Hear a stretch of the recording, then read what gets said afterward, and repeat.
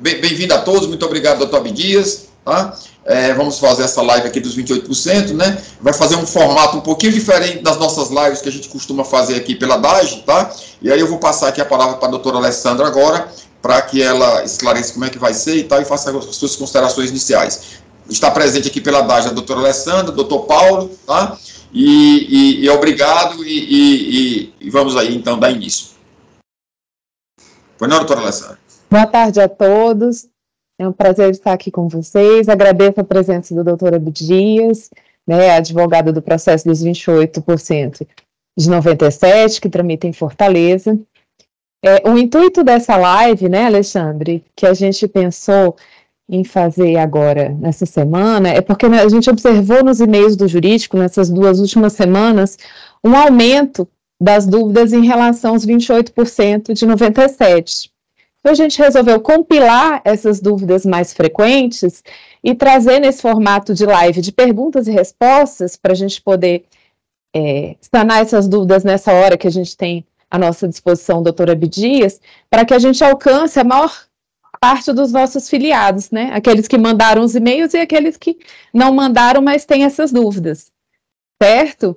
A nossa ação de 28% de 97 é a maior ação de 28% do sindicato, né? Nós temos outras ações, a de 94, a de 98, a de 2003, mas a grande parte dos nossos filiados, a maior parte, está nessa ação de 28% de 97. Então, a gente fez essa compilação das dúvidas mais frequentes, essas mais recentes, e vamos passar nesse formato de perguntas e respostas, e na resposta o doutor Abdias vai fazer a explanação, né, daquela dúvida, contextualizando com a situação atual do processo, para esclarecer o maior número de filiados, de beneficiários desse processo possível. Essa live vai ficar gravada, né, Moisés? Para depois a gente conseguir alcançar... para a gente conseguir alcançar o maior número de filiados possível, tá certo? Eu vejo que a gente está aqui com um número já crescente de adesões na live, então, para não tomar o tempo do doutor Abdias, né, agradeço a presença de todos, vamos fazer dessa live uma forma de tentar alcançar o maior número de filiados possível desses cumprimentos e sanar essas dúvidas, certo? Tá bom? E o Alexandre que vai agora, né, Alexandre, vai passar essas perguntas que foram compiladas pelo jurídico. Obrigado, doutor Alessandro. Eu quero só também facultar a palavra aqui ao doutor Paulo, tá? Se ele quer fazer alguma consideração aí, né? Fique à vontade. Boa noite a todos, boa tarde a todos. Eu me sinto contemplado pelas falas da doutora Alessandra e estou ansioso para ouvir o doutor Abdias. Espero que seja uma live proveitosa para todos. Boa tarde. Obrigado, doutor Paulo. E eu queria só registrar aqui ainda a ausência do Thales, doutor Abdias, tá? O Thales, né, está em outro evento agora, numa reunião. Ele estava, inclusive, há pouco tempo atrás na sala do diretor Moisés, mas já teve que se ausentar aqui do sindicato, tá? E ele, infelizmente, não pôde participar, tá? Mas, viu? Mas aí depois ele vai ouvir aqui a gravação, certamente, tá certo? Viu? Pois não, doutor Abdias. Então, eu vou fazer logo a primeira pergunta e aí eu já passo a palavra para o senhor, porque aí o senhor passa a fazer as suas considerações iniciais e já começa a responder a primeira pergunta, tá bom? É uma maneira da gente ganhar tempo, tá? Perfeitamente. Tá bom. Doutor Abdias, a AGU vem alegando a prescrição em alguns cumprimentos. Aí a pergunta que não quer calar, o processo está prescrito? Decididamente não. Né? Inicialmente, eu agradeço mais uma vez a oportunidade de participar dessa live, né, do Sindireceita, um dos sindicatos mais bem conceituados do país, né, muito bem administrado e que tem dado aos seus substituídos, não é, ao grupo que representa, dos analistas tributários da Receita Federal do Brasil, uma assistência incomum no âmbito sindical, não é, com grandes êxitos nos últimos anos, especialmente patrocinados pelo meu dileto amigo, doutor Nabor Bulhões. Voltando à pergunta, eu digo aos senhores que não há prescrição em relação aos 28,86%, da forma como alegada pela União. Não é? Vejam, a ação foi inicialmente proposta lá no ano de 1997, foi julgada procedente. Em 2000, ela transitou em julgado, e em 2002, a União Federal ingressou com ação rescisória. Nós tínhamos uma estratégia de esperar o decurso da rescisória para então ingressarmos com a execução de sentença, como era chamada antigamente. O fato é que a União entrou com a rescisória e em 2004, justamente para evitar prescrição, nós ingressamos com a execução de sentença. Na verdade, foi um outro escritório que inicialmente ingressou e em 2005 nós retomamos a execução e a tocamos até hoje. Em 2008, nós requeremos o fracionamento da execução, que tinha, então, cerca de 10.800 pessoas, em grupos de 50 pessoas, de 50 substituídos, representados pelo Sindreceita. Isso foi obtido, desmembramos dos cumprimentos de sentença em 216 cumprimentos, e, em seguida, pedimos a citação da União Federal em todos eles. Até hoje, em cerca de 44 apenas houve citação.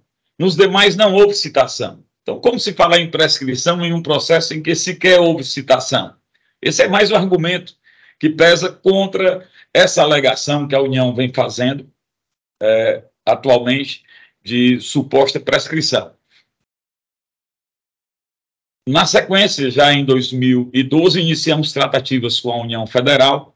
Essas tratativas duraram exatos 7 anos, intercalados por 2 anos de absoluto silêncio da União, e com muito esforço nós conseguimos chegar a um percentual que pareceu razoável para a categoria, e finalmente celebramos um acordo em 2019. O acordo previa a possibilidade de adesão para o grupo que estava apto a receber. Em relação àqueles em situação de litispendência, havia a possibilidade para aqueles em situação de litispendência que quisessem aderir ao acordo. Havia a possibilidade de provar que não se tratava de litispendência para se tornar apto e aderir ao acordo. E isso foi feito para muita gente, mais de 400 pessoas foram beneficiadas por isso. Aí, em relação aos acordantes administrativos, o acordo previa que eles não seriam beneficiados por esse instrumento de 2019. No entanto, não se previu e nem nós aceitaríamos que esse grupo fosse simplesmente excluído das execuções. O grupo permaneceu nos cumprimentos de sentença, que antigamente se chamava execução. Então, os 2.300 acordantes administrativos, esse é o número aproximadamente, permaneceram nos cumprimentos de sentença, embora não tenham sido beneficiados pelo acordo. Então, demos início, com grande dificuldade, à expedição dos precatórios.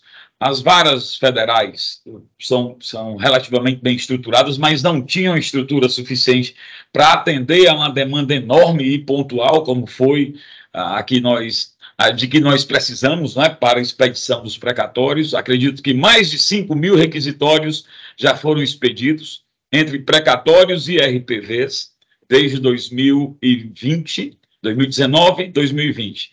Os pagamentos começaram no final de 2020. E nós conseguimos tudo isso. Então, ao longo desse tempo inteiro, não houve desídia, não houve descaso. Nós nunca fomos intimados para dar seguimento aos cumprimentos de sentença. Quando vimos que a quantidade de expedição de precatório havia sido substancialmente reduzida e permitido o adequado funcionamento da 4ª Vara Federal, espontaneamente comparecemos aos autos e pedimos o prosseguimento de todos os cumprimentos de sentença. Nós sequer fomos intimados para dar cumprimento, o que seria uma condição sine qua, por exemplo, para que se pudesse contar o prazo para a suposta prescrição intercorrente. Né? Então, não se pode falar disso, já que não houve desídia, nós comparecemos espontaneamente e estamos tocando as ações. Né? Agora, nós não podemos determinar o que a União vai ou não alegar em defesa. Né? E nesse ponto, eu gostaria de dizer aos senhores que há um componente importante e delicado. A União Federal, a Advocacia da União, há pouquíssimo tempo, mudou sua estrutura interna. Criou os chamados CRNs, que são os Centros Regionais de Negociação, no caso específico do nosso processo. O nosso é o CRN5, Centro Regional de Negociação da 5ª Região, é um órgão da AGU, que tem sede em Recife. Por sinal, já estive lá em 2 ou 3 ocasiões, tratando com a AGU sobre nossos processos, além de diversas outras manifestações que fiz por e-mail e por WhatsApp. E, a partir dessa alteração interna da AGU, os procuradores da 5ª Região, a 5ª Região é compreendida por vários estados, né? Ceará, Rio Grande do Norte, Pernambuco, Alagoas, Sergipe e Paraíba. Então, a partir da criação, da alteração dessa estrutura interna da AGU, os procuradores da União, os advogados da União, em todos esses estados, passaram a se manifestar no nosso processo, nos nossos cumprimentos de sentença. Isso gerou certa confusão, porque a maioria desconhece o teor, os termos do acordo que fizemos, e desconhecem as especificidades dos nossos 216 cumprimentos de sentença. Apenas para ilustrar, eu estou aqui com uma manifestação de um dos procuradores da União, não é? O doutor Rodrigo Pimentel de Carvalho, advogado da União, manifestação do final de setembro, 26 de setembro, em que ele diz que concorda com a expedição do precatório para um substituído apto, né? um analista tributário da Receita apto, não é? Visto que integra o acordo firmado entre Sindreceita e a União. Então, esse é um documento que mostra, não é, que a União está concordando com a expedição dos requisitórios para os aptos. Ao mesmo tempo, vejam os senhores, estou com outra manifestação da doutora, foi minha contemporânea ainda, faculdade, doutora Clarissa Sampaio Silva, em que ela diz que está prescrito. Não é? Quando de prescrição não se trata, absolutamente.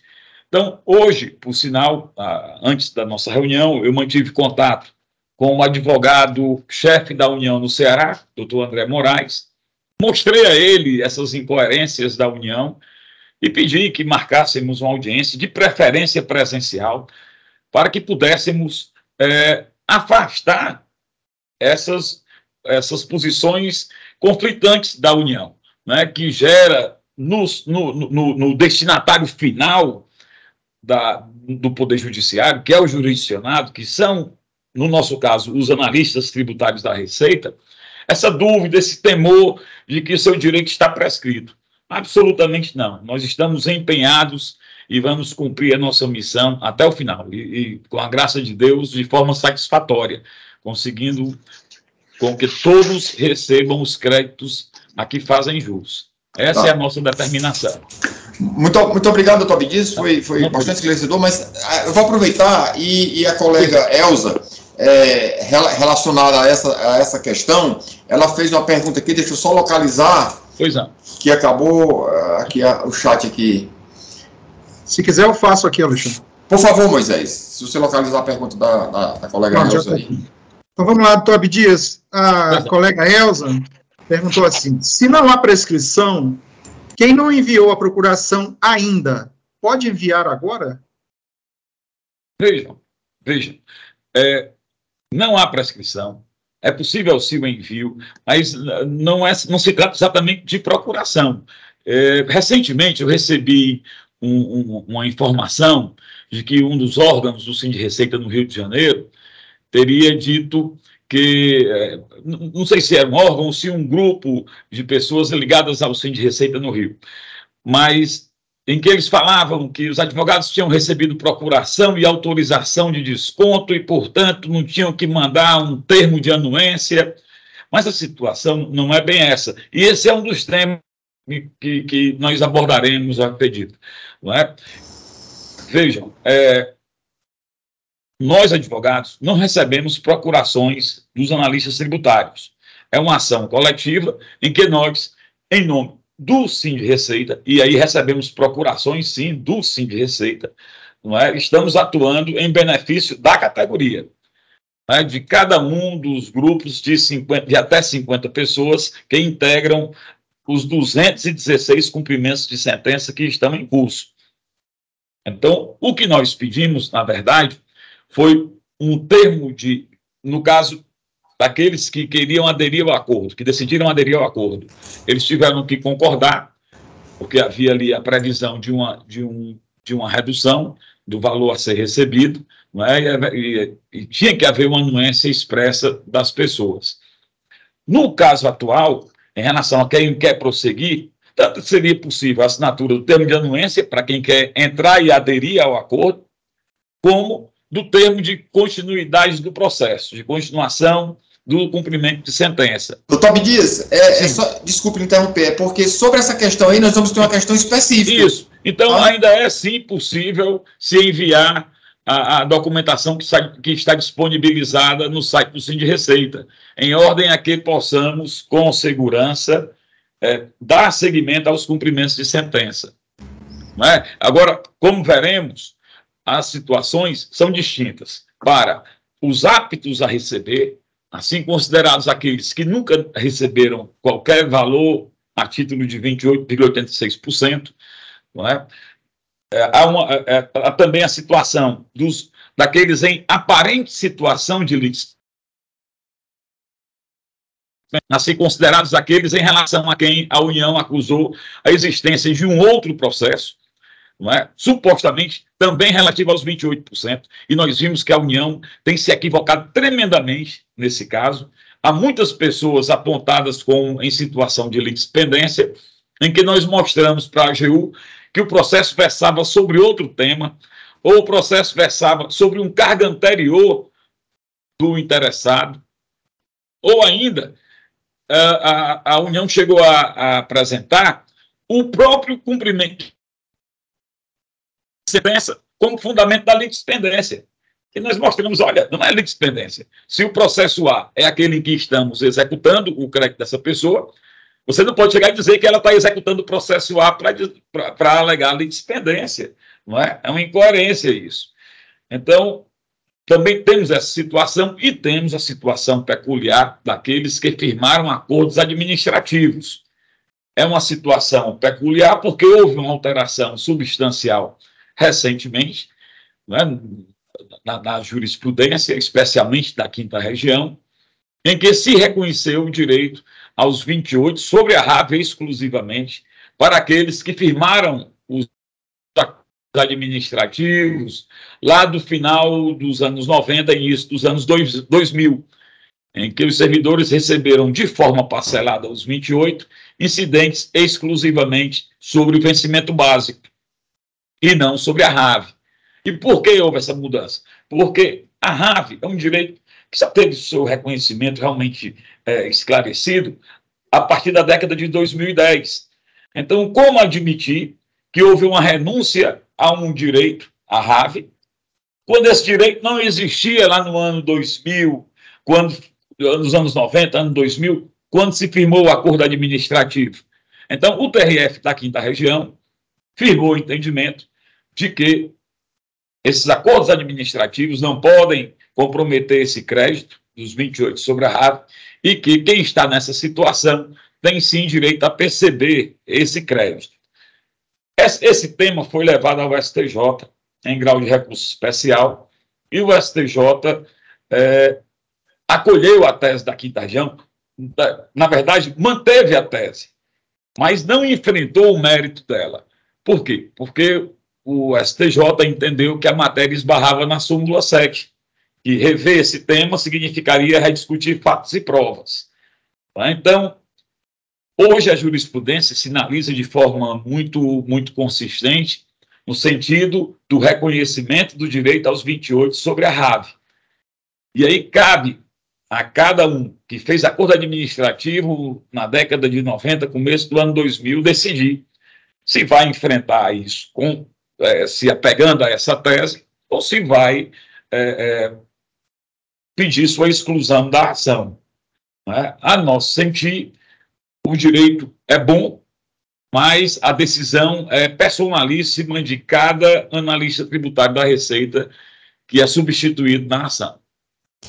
Doutor Abdias, muito obrigado, é bastante esclarecedor, mostra o total domínio desse assunto dos 28%, né, por parte do doutor Abdias e do seu escritório, tá? E nessa linha do que o senhor já vinha até antecipando aí como resposta, como explanação, nós temos a segunda pergunta, sobre os termos de prosseguimento dos cumprimentos. Qual a razão da exigência desse documento, doutor Abdias?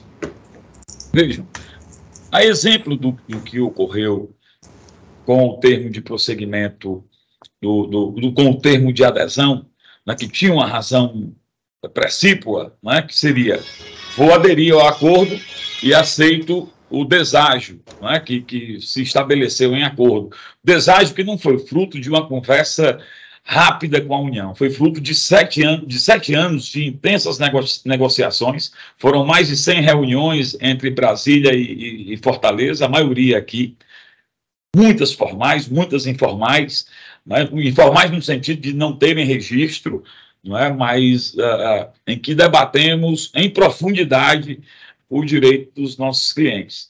Não é? Poderemos, num outro momento, discutir sobre isso, porque, a princípio, em linha de princípio, quando se ganha uma ação, a parte que perde tem que cumprir a obrigação. Não é? Simplesmente se paga. É assim que ocorre nas nações mais civilizadas do planeta.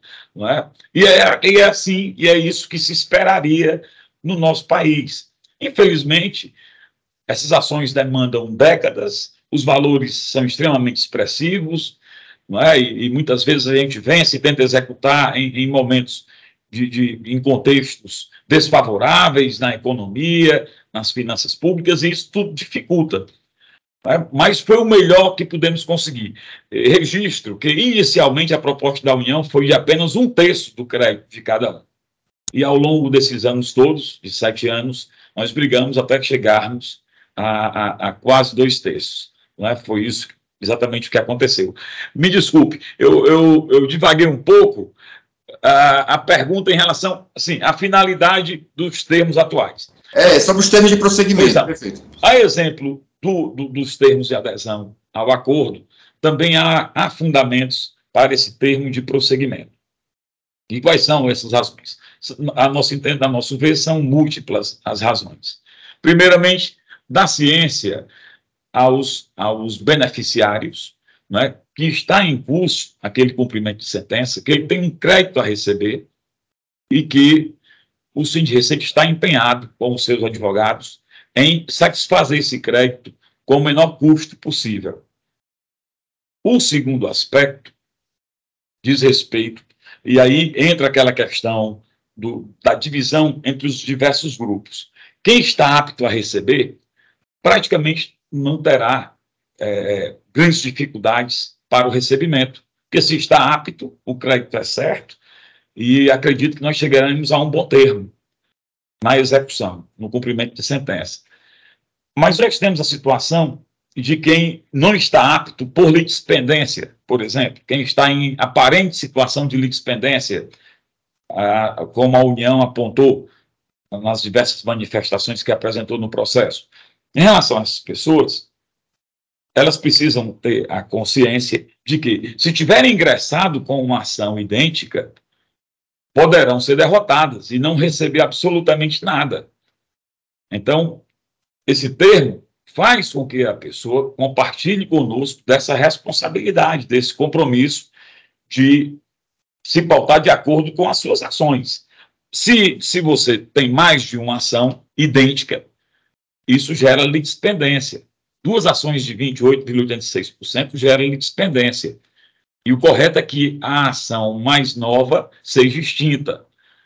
Não é? E tudo isso acaba retardando a ação para os demais. Então, nós temos que ter essa consciência e temos que atuar conjuntamente, não é? Para que os demais não sejam prejudicados, permanecendo por mais tempo à procura da satisfação de seu crédito.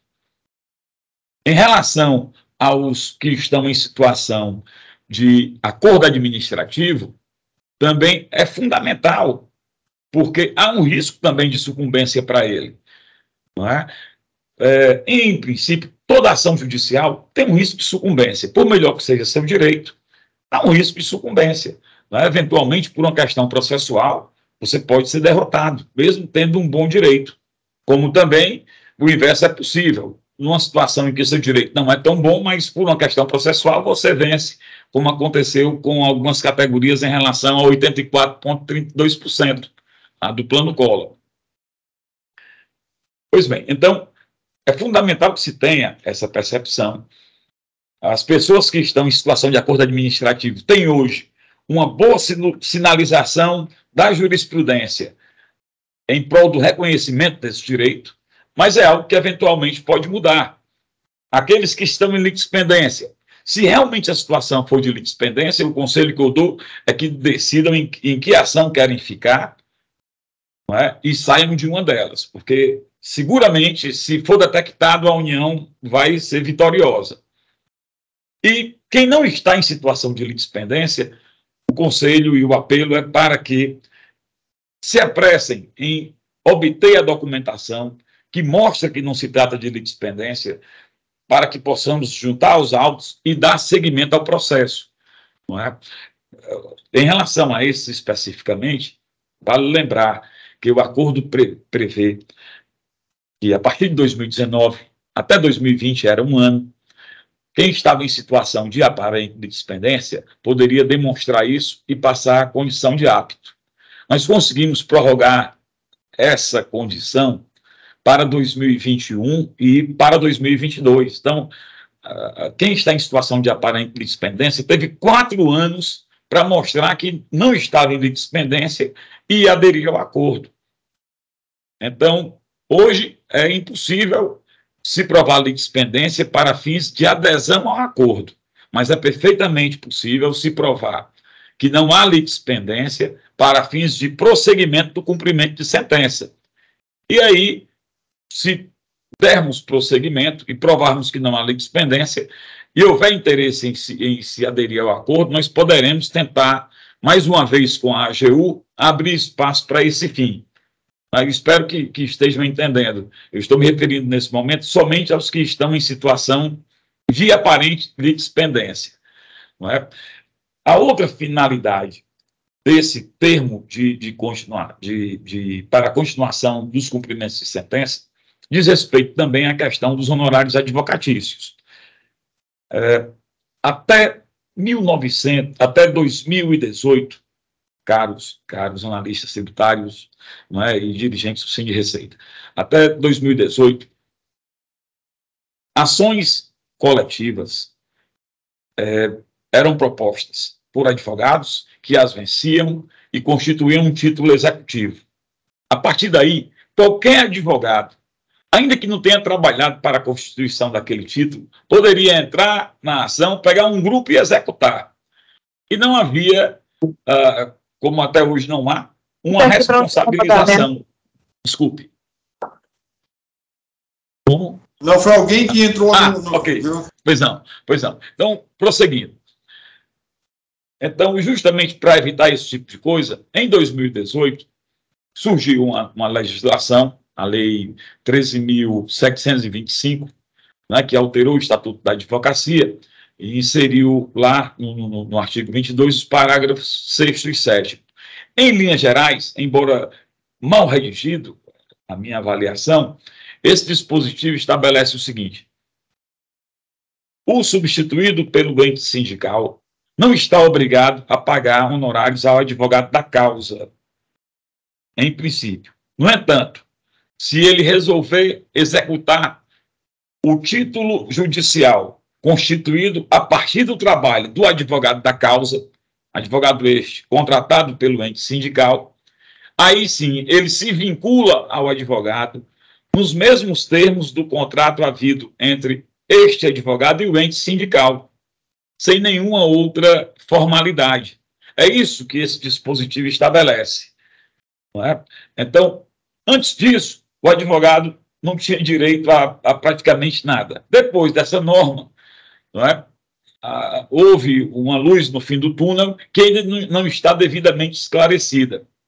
Esse tema foi levado recentemente à sistemática do recurso repetitivo, a julgamento pelo STJ, e embora o tema não esteja pacificado, porque ocorreram recursos, o STJ decidiu o seguinte: até 2018, não era preciso contrato específico de cada filiado com um advogado da causa. Aliás, desculpem, até 2018 era necessário para que o advogado da causa recebesse alguma coisa um contrato específico do filiado com ele. A partir de 2018, essa obrigação realmente sumiu, porque a lei prevê que se o filiado executar o título, se vincula ao advogado da causa. No entanto, é preciso uma autorização para desconto. E o que é autorização se não um contrato? Não é? Então, por conta disso, nós continuamos precisando de uma autorização individual dos filiados para o desconto dos nossos honorários nesses processos. Né? Daí também a necessidade desse termo de autorização. Então, no momento, nós precisamos desses termos ainda. O tema ainda foi embargado no âmbito do STJ, esses embargos serão julgados no futuro e nós estamos aguardando isso. Mas, enquanto não há uma definição, hoje nós precisaríamos de uma autorização para desconto dos honorários contratuais.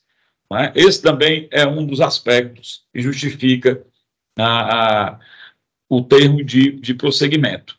Né? Então, ciência da existência do processo e da nossa atuação, ciência do eventual risco de sucumbência, ciência de que há honorários a serem pagos ao advogado da causa.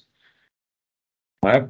Essas são, basicamente, as finalidades desses termos de autorização. E aí eu registro, nós não recebemos procurações individuais dos filiados ao Sim de Receita, dos substituídos pelo Sim de Receita. Não recebemos essas procurações, como eu vi em uma certa postagem equivocadamente colocado.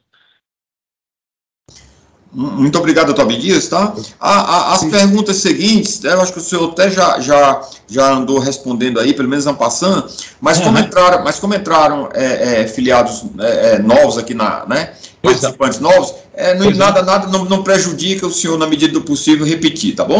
Claro. Eu queria só deixar claro também, porque eu estou vendo aqui no chat muita participação, primeiro que essa live, como está nesse formato diferente, primeiro que essa live ela é restrita a essa ação dos 28, 86% de Fortaleza, né? Que é o que a gente chama de 97, né? Então a gente não está tratando aqui de nenhuma outra ação, tá? E de nenhuma outra questão que não seja exatamente específico desse assunto, tá bom? A pergunta seguinte são essas, doutor Abdias. Sobre as litispendências, como ficam os cumprimentos daqueles beneficiários que a União não fez acordo porque considerou como litispendente? Eu aproveito e já faço também uma outra pergunta, a quarta pergunta, porque o senhor já abrange sobre os acordantes administrativos. Poderão continuar nos cumprimentos para pleitear os 28, 86% sobre a RAV? Pois é. Vejam, em ambos os casos é possível a continuação nos cumprimentos de sentença, tanto em relação àqueles em aparente situação de litispendência, como àqueles que celebraram acordos administrativos. Mas aí nós temos o seguinte: em relação aos que estão em aparente situação de litispendência, é fundamental esclarecermos que não se trata de litispendência. E aí, cada um que se encontrar nessa situação, e é fácil verificar, porque a União apresenta uma lista indicando as pessoas nessa condição, é preciso que cada um vá aos processos indicados pela União, ela cita lá para cada pessoa, olha, tem litispendência no processo A, B e C, tem litispendência no processo D, e assim por diante. Então é preciso ir a esses autos e pegar a comprovação de que não é litispendência. E como é que se pega isso? Demonstrando que o processo foi arquivado e você nada recebeu, ainda que tenha sido de 28%. Demonstrando que o direito perseguido naquele outro processo não se refere a 28,86%. Demonstrando que, embora seja de 28,86%, se refere a outro cargo público e não ao cargo de analista tributário da Receita. Esses são exemplos corriqueiros, né, que costumamos ver. Qual é a grande dificuldade? É que, como são ações antigas, aí da década de 90 das décadas de 90 e 2000, normalmente são processos físicos, já extintos e arquivados. Então, é impossível para a gente, aqui do Ceará, sem um custo muito alto, ir a cada sessão judiciária, pedir o desarquivamento e obter essa informação. Parece que o servidor, que normalmente está lá no estado de origem, pode perfeitamente ir, ou através do advogado do ente sindical que promoveu a ação em seu nome, ou do advogado particular que ele constituiu, pegar esses dados e passar para a gente. Com isso, a gente mostra que não há litispendência, a pessoa passará à condição de apto e a gente vai prosseguir com o cumprimento de sentença para ela. Ok? Então, é perfeitamente possível prosseguir. Para os acordantes administrativos, desculpem, ainda sobre litispendência, aqueles que estiverem reconhecidamente em situação de litispendência, o nosso conselho é que desistam da execução, não é? Ou de uma delas. Não é? É fundamental isso. Os que tiverem recebido integralmente seus créditos, nosso conselho, que desistam, porque se eventualmente forem detectados, podem enfrentar problemas com a União Federal. Já os acordantes administrativos, que têm uma situação muito peculiar, de 28 sobre a RAV, para estes, eu reitero, a jurisprudência atual é muito favorável e promissora no âmbito do TRF da 5ª Região. No âmbito do STJ, esse tema chegou e, embora o STJ tenha mantido a decisão do TRF, ele não enfrentou o mérito. Ele disse, olha, o TRF mandou essa questão falando que esse servidor tem direito a 28% sobre a RAV, embora tenha feito acordo administrativo. Por quê? Porque o direito à RAV foi reconhecido na década de 2010 em diante, enquanto o acordo administrativo que pagou 28% sobre vencimento básico é lá dos anos 90. Então não se pode impor a ele uma suposta renúncia de crédito que só foi reconhecido uma década depois. Então, a tese é muito boa e promissora. Mas, no âmbito do STJ, o tribunal tem decidido, dois ministros, pelo menos me recordo agora, não é? Benedito Gonçalves e Mauro Campbell proferiram decisões monocráticas, negando o seguimento aos recursos da União, dizendo que reexaminar essa matéria seria reexaminar fatos e provas, o que não é permitido no âmbito do recurso especial, né, no âmbito do STJ, em linhas gerais. Então, o direito é promissor. Há risco de derrota? Como eu disse, há um risco, sim. Né? Em qualquer ação judicial há um risco, por melhor que seja o direito, há um risco. Como também há um risco de vitória, às vezes por pior que seja o direito, como também já esclareci no início respondendo a outra pergunta. Então, eu quero registrar que essa é uma decisão personalíssima de cada analista tributário, né? Especialmente os que estão em situação de acordo administrativo. É uma decisão personalíssima. Nós estamos aqui para colaborar e para registrar que iremos até as últimas consequências, iremos aos tribunais superiores, se preciso for, defendendo a tese que hoje está consagrada no âmbito do TRF da 5ª Região. Tá. Agora, me permitam um registro extremamente preocupante, não é? Que guarda relação com isso e com tudo mais que nós iremos responder. Ao longo desses anos de cumprimento de sentença, vejam, ninguém, absolutamente ninguém, além dos escritórios contratados pelo Sind Receita, participaram dos 7 anos de tratativas com a AGU. Algumas reuniões chegaram a durar 9 horas, talvez os senhores não acreditem. Saímos de lá exaustos, não é? Eu, diretor jurídico Tales, da época, não é? Mestre na Borbulhões, nosso saudoso doutor Orlando de Souza Rebouças, recentemente falecido. Então, ninguém participou desses debates, dessas tratativas intensas ao longo de 7 anos. Quando fechamos o acordo, o processo sofreu uma chuva de terceiros advogados e escritórios que começaram a captar os substituídos pelo Sind Receita. E, nesse ponto, eu peço extrema atenção dos senhores. É fundamental ter essa compreensão.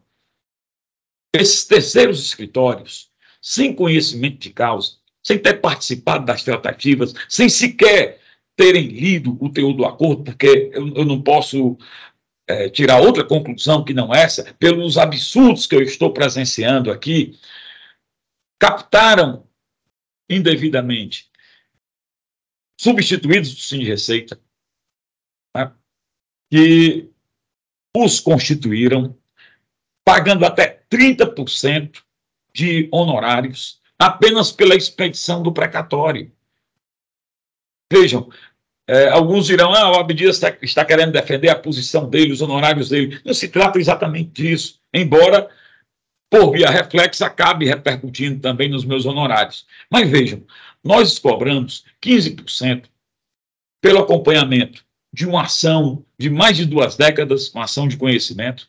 Cobramos também dentro desses 15%, né, uma ação rescisória proposta pela União, que levou 1 década e meia até o seu final, e pelo cumprimento de sentença, que é extremamente demorado. Já estamos há mais de 15 anos em cumprimento de sentença. Por tudo isso, 15%. E aí chegam esses escritórios e estão a cobrar 30%, 40%, como eu já vi aqui. A própria AGU, em um certo caso, pediu ao juiz que comunicasse à OAB aquele abuso contra um determinado beneficiário que estava a pagar 40% de honorários. A própria União Federal, desculpa, eu falei OAB, a União Federal, a própria União Federal pediu o encaminhamento de ofício à OAB, comunicando aquele abuso. E é isso que nós temos visto. Mas não para por aí, não se trata apenas de cobrança abusiva de honorários por serviços que não foram prestados.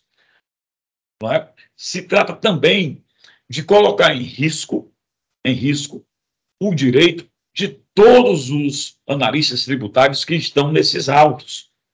Doutor, mas não é possível, por que todos, se nós não constituímos esses advogados? E aí eu chego onde eu quero. Eu tenho aqui em mãos um exemplo. Vejam, esse é um servidor apto a receber. E a União alegou prescrição para ele. É direito da União.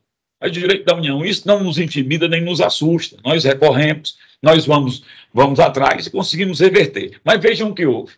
Nesse caso, um servidor apto pediu a expedição do precatório através de um desses escritórios.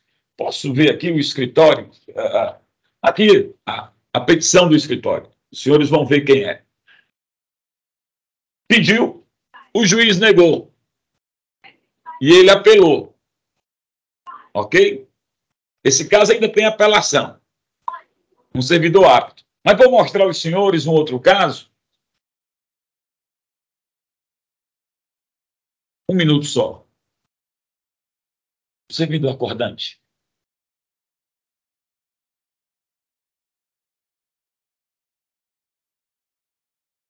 Aqui. Esse servidor, ele fez acordo administrativo. eu peço a atenção dos senhores, porque isso é fundamental. Ele fez acordo administrativo e contratou um escritório que se precipitou. Posso apresentar aqui, aqui está a petição. Se precipitou, pediu prosseguimento do cumprimento, o juiz negou e extinguiu o processo em relação a esse. Aqui são herdeiros de um servidor. Pediu extinção do processo. Aliás, o juiz extinguiu o processo. E aí, o escritório, que não é do Síndico de Receita, que não é advogado do Síndico de Receita, apelou. Ele perdeu no Tribunal da Quinta Região. E não recorreu mais. E aqui é a certidão de baixa do processo. Isso significa, meus amigos, que essa família nada receberá. Por quê? Porque constituiu um advogado que conduziu mal o cumprimento de sentença. Este cumprimento foi extinto pelo juiz aqui no Ceará. O escritório recorreu, não conduziu bem a apelação, perdeu no tribunal e, ao invés de ingressar com recurso especial, deixou transitar em julgado. E o presidente Tales, por ocasião da nossa última reunião aqui no Ceará, salvo engano, em outubro de 2022, ouviu do advogado-chefe da União a seguinte comunicação: os senhores fiquem sabendo que, se o Tribunal da Quinta Região decidir contra qualquer servidor substituído pelo Síndico de Receita, que tenha constituído outro escritório, ou que seja também representado pelos advogados do Síndico de Receita, se o tribunal constituir um novo título negando o direito do servidor, a AGU não vai pagar. Seja ele apto, seja ele em situação de litispendência ou de acordante administrativo. Então, esse senhor que mostrei aqui, que é um acordante administrativo, que teve uma decisão proferida contra ele e que transitou em julgado, ainda que consigamos um acordo com a AGU para pagamento de todos os acordantes administrativos, ele estará de fora, porque hoje há um título judicial constituído contra ele, superveniente ao título que nós conseguimos com tanto sacrifício. Desculpem se fui prolixo ou se tratei de um tema de forma muito complexa. Não, mas estamos enfrentando uma guerra com escritórios que não têm o conhecimento da causa e que estão pondo em risco pessoas que têm crédito, estão pondo em risco os créditos dessas pessoas que têm direito. Cito outro exemplo. Pessoa em situação de aparente litispendência. Havia no nosso processo, no nosso acordo, uma previsão. Olha, está dizendo que está em litispendência, tenta provar aqui que não é litispendência. E provou? Então entra no processo, pode receber. A União concorda. Acontece que era preciso passar por essa fase que a gente chama de administrativa, de provar que não havia litispendência. E escritórios menos avisados simplesmente pegaram a pessoa, captaram e ingressaram com a execução, sem afastar a litispendência. A ação foi extinta, o direito foi negado, o TRF confirmou e transitou em julgado.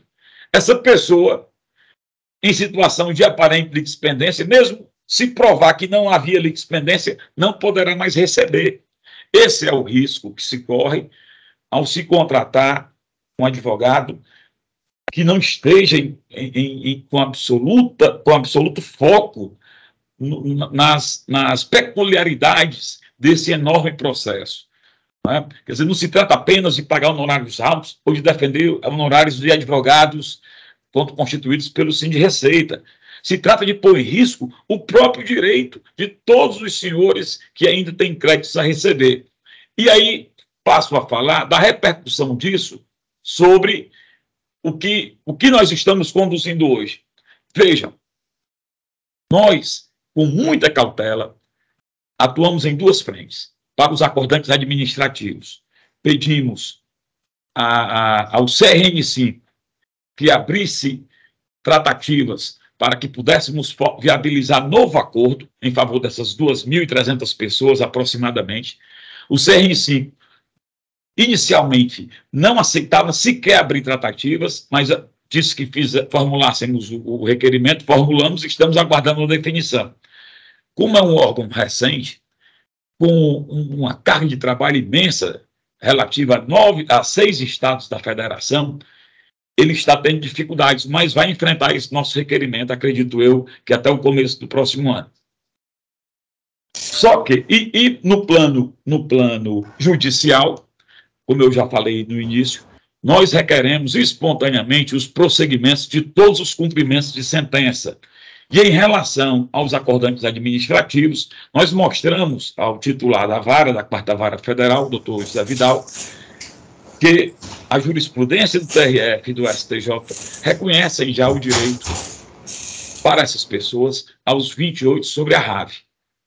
Mas, infelizmente, em razão de precipitações como essa que citei, agora que mostrei aqui, em que um terceiro escritório fez um requerimento para acordante administrativo, o TRF da 5ª Região já disse que não tem direito, mas por outra razão, não é? Por uma outra razão. Aqui o doutor Vidal, aqui na 4ª Vara, disse, olha, ele não está na lista de aptos, eu nego o direito.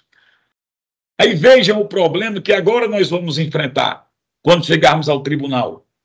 Né? Um precedente negativo, constituído por um escritório que não tinha o domínio da matéria, né, e que está nos causando um tremendo problema.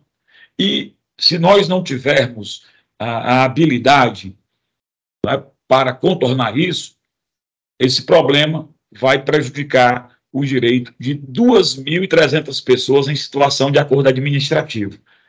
Eu espero ter sido claro nessa explicação. Maravilha, doutor. Colocar à disposição para atender qualquer um a qualquer hora e esclarecer. Doutor Abdias, só perguntando, o senhor teria mais ainda tempo para mais uma prorrogaçãozinha de uns 15 minutos? Tenho. Aí eu peço até mais, por favor. A consideração do Moisés também, se é possível a gente prolongar mais um pouquinho, Moisés, tá? Maravilha. Doutor Abdias, eu queria só pedir, tá, que o senhor procurasse esclarecer de uma forma o mais sucinta possível, não precisa ser, né, assim, por exemplo, o advogado Moisés um dia estava reclamando, vocês, advogados, falam demais. Falam demais.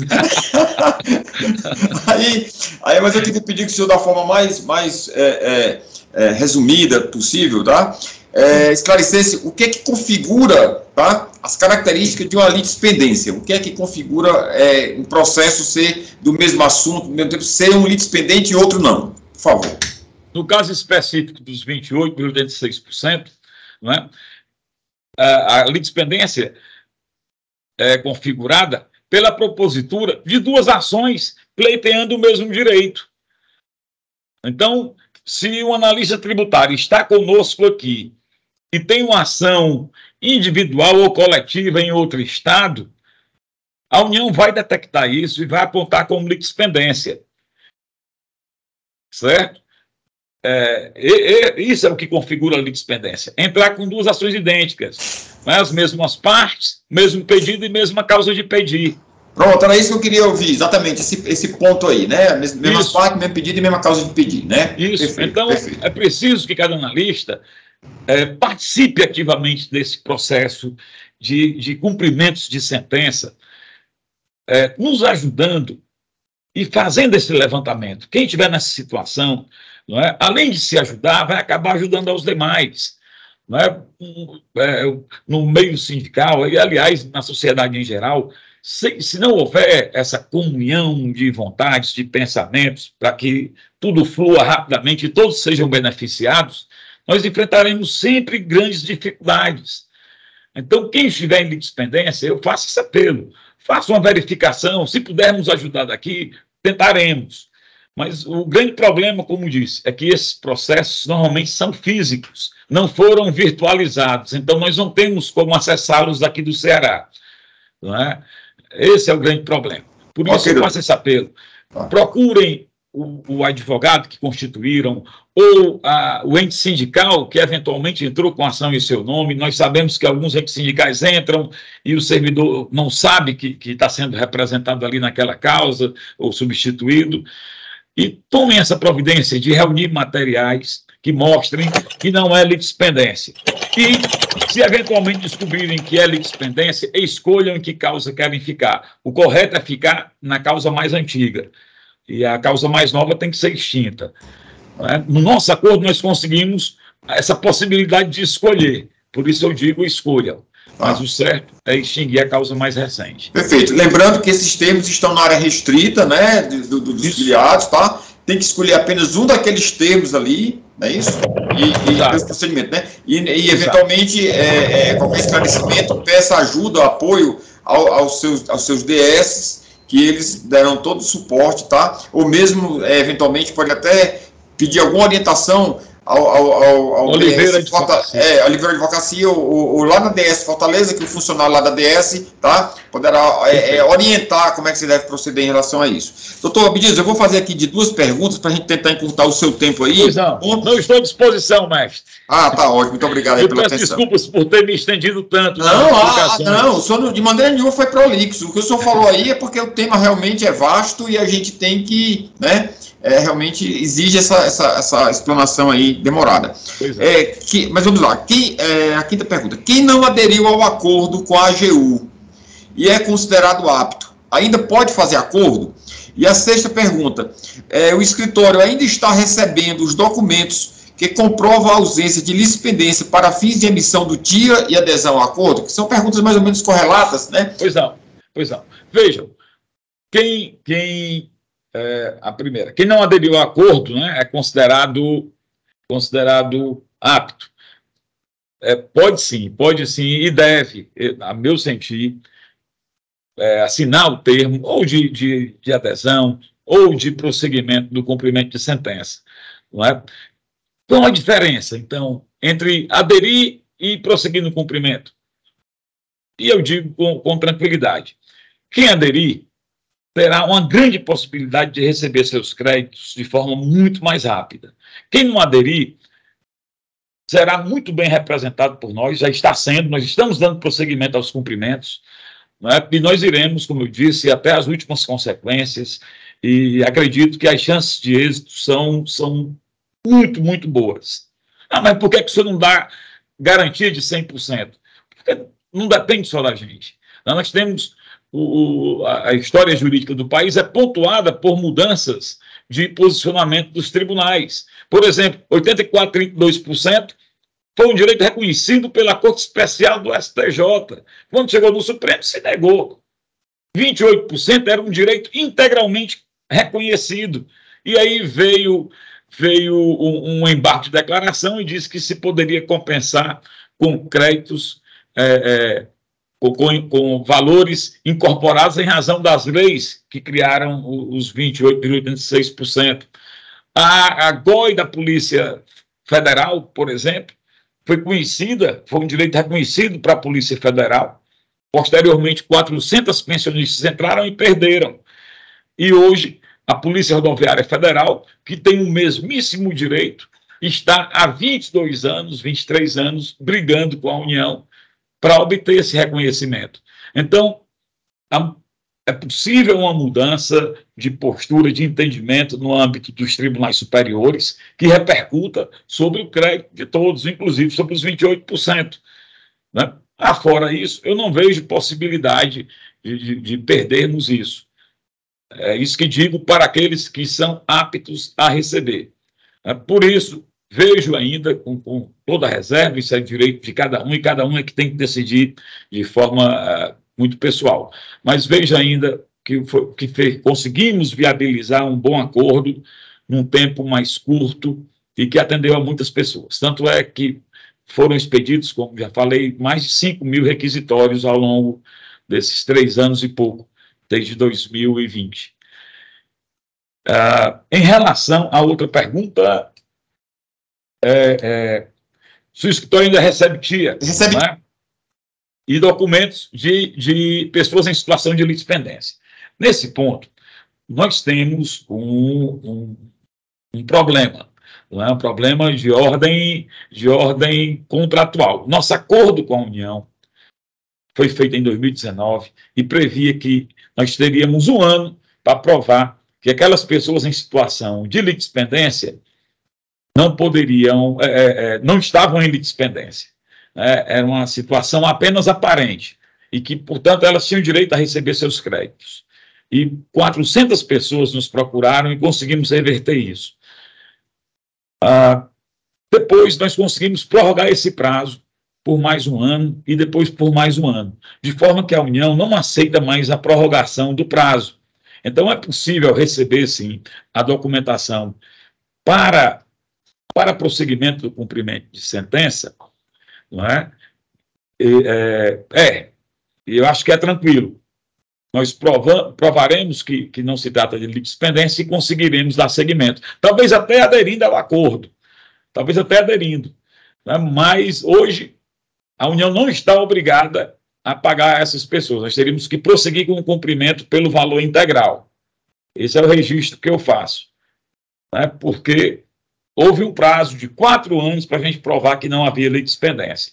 Então, para quem não provou, restou o prosseguimento da ação pelo valor integral. Mas a União não é tola. Como não há prescrição, eu acho que ela vai ter o maior interesse em que essas pessoas venham a aderir ao acordo para receber o percentual no valor menor, nos termos do acordo. Ok, doutor Abdias, muito obrigado. Agora vamos lá, outra pergunta. Eu já recebi em outro processo, a pergunta, tá, do filiado. Já recebi em outro processo, certamente o valor aí relativo aos 28%, 86%. Preciso mandar o termo de exclusão?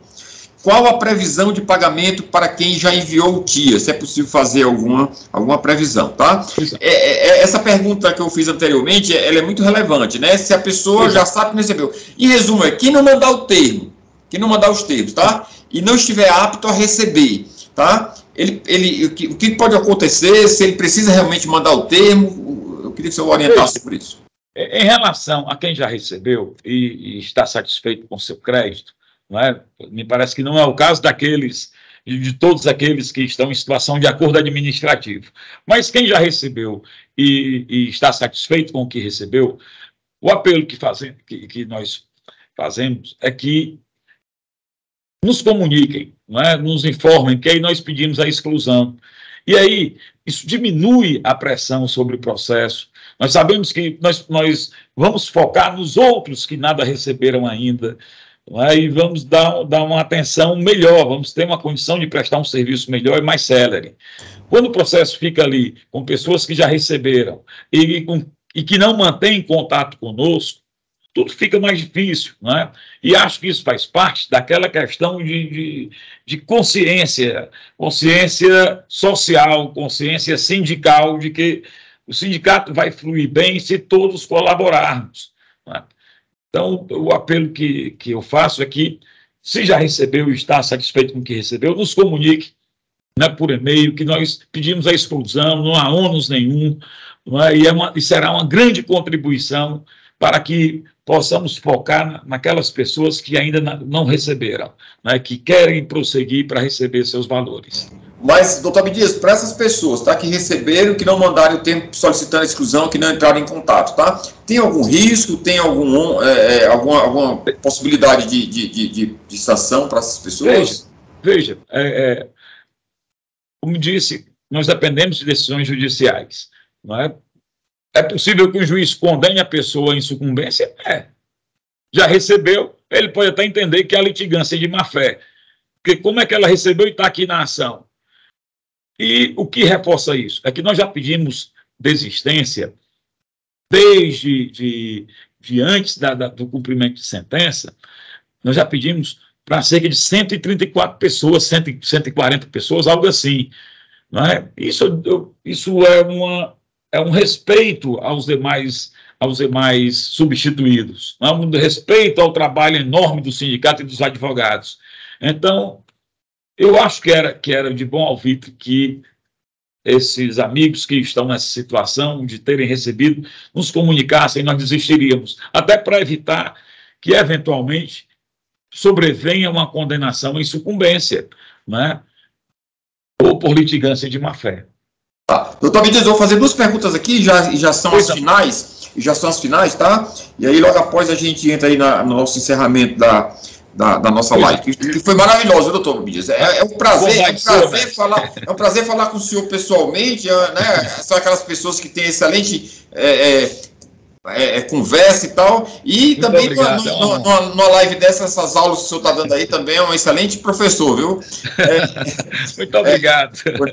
Doutor Abdias, a oitava pergunta é: qual a previsão de pagamento, que logicamente, se for possível fazer uma previsão, para quem já enviou o TIA, né? Ou seja, a adesão do acordo, e em seguida a outra pergunta, e a pergunta final é: quem decidiu prosseguir com o cumprimento de sentença e não aderir ao acordo, existe alguma previsão, é possível fazer alguma previsão de pagamento? São os dois casos, né? Previsão de pagamento para quem vai aderir e para quem não vai aderir ao acordo.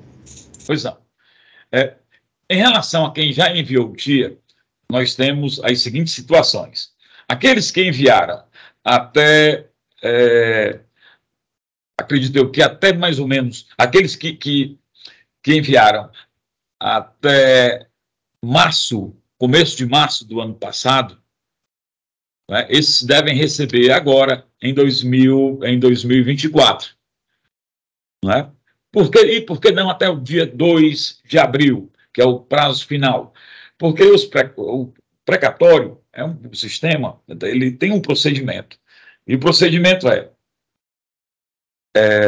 consiste na expedição, não é? Tem um procedimentozinho, uma formalidade em que o servidor da vara preenche os dados, não é? Algo muito meticuloso, e quando erra o valor, sai um valor absurdo. Então, tem a fase da expedição e a fase da inscrição. A inscrição é no tribunal. Então, o último dia para inscrever no tribunal é 2 de abril, depois dessa reforma constitucional. Antigamente era 1º de julho, hoje 2 de abril. Então, aqueles que nós conseguimos inscrever até 2 de abril do ano passado, eles seguramente receberão ao longo de 2024. Quem mandou TIA de lá para cá, depois de abril, de abril desse ano em diante, vai receber em 2025. Então, e quem mandar até mais ou menos março, recebe, até o início de março, tem grande chance de receber em 2025. E assim por diante. O quanto antes se mandar, melhor, porque a gente consegue fazer o procedimento sem pressa, inscrever, expedir e inscrever. Quando se manda em cima da hora, a vara, todo ano, ela para e se faz uma força-tarefa lá dentro para expedir milhares de precatórios relativos aos mais variados processos. Então, vira uma loucura. E é difícil para a gente conseguir chegar e inscrever o precatório na última hora, porque lá tem uma fila enorme. Então, o apelo é que mandem, aqueles que querem aderir, que resolveram aderir, que mandem o mais rápido possível. E faço um apelo ainda maior, que os senhores procurem manter contato com os amigos de profissão, com familiares, e comuniquem da existência desse processo. Não é? É fundamental que nos unamos nesse momento e consigamos alcançar o maior número de analistas tributários da Receita, até para impedir que alguns sejam até ludibriados, pagando honorários de 30%, 40% apenas pela expedição do precatório. Nós estamos cobrando 15% por todo o trabalho de quase 30 anos, não é? Enquanto vem alguém que não é advogado da causa, que não tem a expertise e o conhecimento das peculiaridades do caso, e põe o seu direito em risco. Nós temos aqui um número, que eu ainda não defini, mas um número preocupante de pessoas que estão prejudicadas definitivamente, porque constituíram outros advogados, não foram adequadamente assistidos, perderam no tribunal, o tribunal negou um direito que nós levamos 20 anos para constituir, negou, e agora, ainda que a gente prove que a pessoa é apta a receber, ela não vai receber, porque há um título judicial superveniente constituído pela má atuação de um ou outro escritório. Tá? Então, é isso que digo. Quando vou receber? né, se eu continuar no prosseguimento. Nós temos as situações dos 216 cumprimentos de sentença, não são assim, muito distintas, embora em cerca de 160 não tenha ocorrido ainda a citação da União Federal, quer dizer, a citação não apresentou nenhuma defesa ainda, e em outros 44 ela tenha, lá atrás, em 2008, 2009, sido citada e apresentado defesa, me parece que a situação não é muito distinta. Todos esses casos estão em fase inicial. A União apresentou defesa, nós vamos nos manifestar sobre essas defesas, o juiz vai decidir, da decisão caberá recurso ao Tribunal da Quinta Região. Se nós vencermos, o recurso será da União, se nós perdermos, o recurso será nosso. No Tribunal da Quinta Região, julgamento dos recursos. Se vencermos, a União certamente irá ao STJ, né? E se nós perdermos, nós seguramente iremos ao STJ.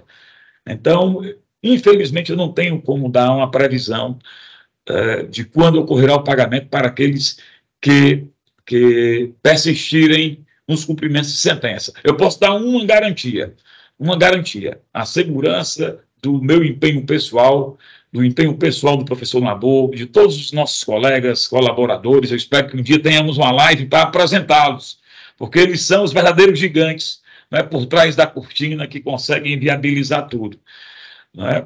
E tenho certeza desse empenho nosso em obter para os filiados, os substituídos, não só os filiados, todos, né? E aconselho a que se filiem, porque o trabalho do Sind Receita é fundamental para o fortalecimento da categoria, né? Então, garanto o nosso empenho pessoal, o nosso trabalho, com o mesmo amor com que nos dedicamos àqueles que aderiram ao acordo. Não há diferença para nós, né? Um acordo, todos perdemos alguma coisa, mas ganhamos, por outro lado, ganhamos em tempo, né? E aqui nós vamos juntos até o final, porque é um direito legítimo, reconhecido, e que merece ser realizado pela União. Muito obrigado, doutor Nabor. Já entrando agora na reta final, finalmente o senhor, né, concluir aí a sua apresentação, importantíssima, muito valiosa, doutor Nabor. Pelo humor do Moisés, até ele está gostando, viu? Eu estou sentindo aí, olha aí, ó. Me chamou de Nabor, eu estou honrado. É difícil o Moisés numa live dar essa risada aí, viu? Acredite em mim.